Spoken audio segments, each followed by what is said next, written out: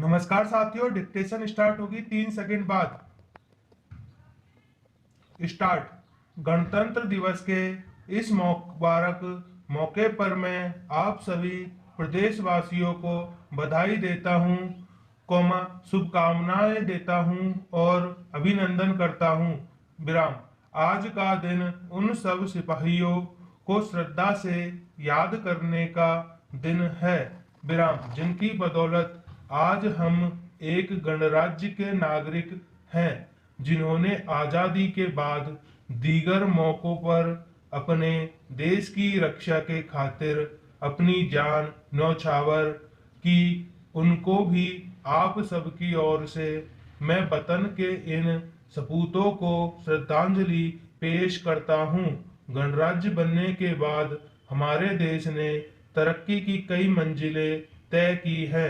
हमारे किसानों, मजदूरों, वैज्ञानिकों, इंजीनियरों और अन्य विशेषज्ञों की कड़ी मेहनत की बदौलत हमने खेती, उद्योग, शिक्षा, विज्ञान और टेक्नोलॉजी जैसे सभी क्षेत्रों में बड़ी बड़ी सफलता अर्जित की है।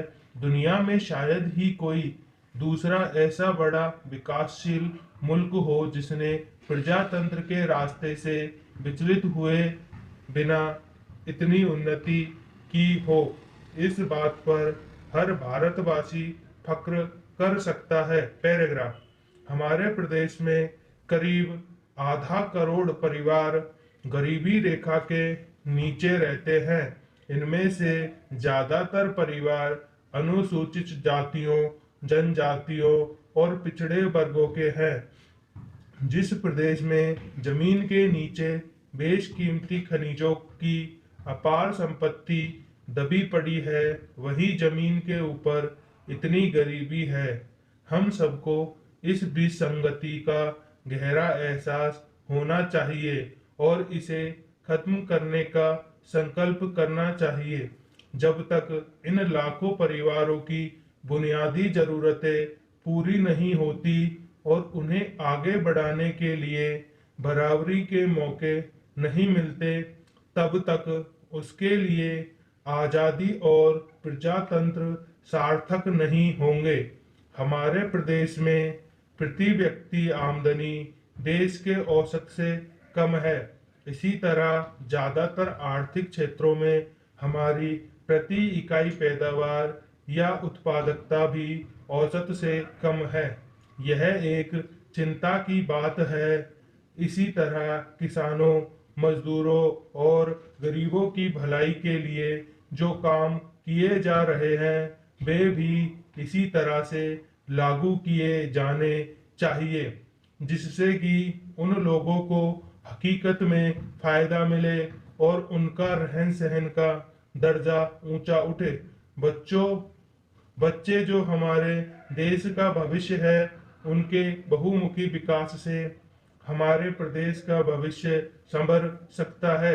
इसलिए विकास के हर क्षेत्र में बच्चों के हितों का ध्यान रखना बहुत आवश्यक है। नौजवान की ताकत समाज की सबसे बड़ी ताकत होती है। उनकी क्षमता ही देश की क्षमता है। पैराग्राफ। नौजवानों से मैं कहना चाहता हूं कि वे अपनी ताकत अपने खुद के विकास, परिवार के विकास और समाज तथा देश के विकास में लगाएं।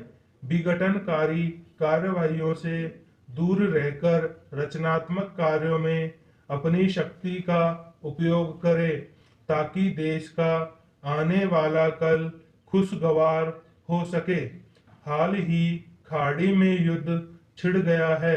यद्यपि भारत इस युद्ध से नहीं जुड़ा है, परंतु कोई भी देश इसके प्रभाव से अछूता नहीं रह सकता। इसलिए अत्यंत आवश्यक है कि सभी देशवासी एक होकर इस नई गंभीर समस्या का सामना करें। हमें चाहिए कि खर्चों में हर तरीके से बचत और कटौती की जाए। हर नागरिक और व्यापारी का यह कर्तव्य है कि वे आवश्यक चीजों की जमाखोरी न करे जिससे कीमतों पर बुरा असर न पड़ सके।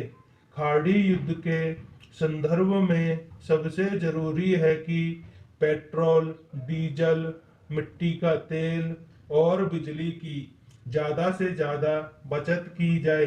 प्रदेश के लोगों से मेरा अनुरोध है कि गलत अफवाहों पर ध्यान न देकर अनुशासन एवं संयम बनाए रखें और इस चुनौती का एकजुट होकर सामना करें। संपूर्ण विराम। धन्यवाद।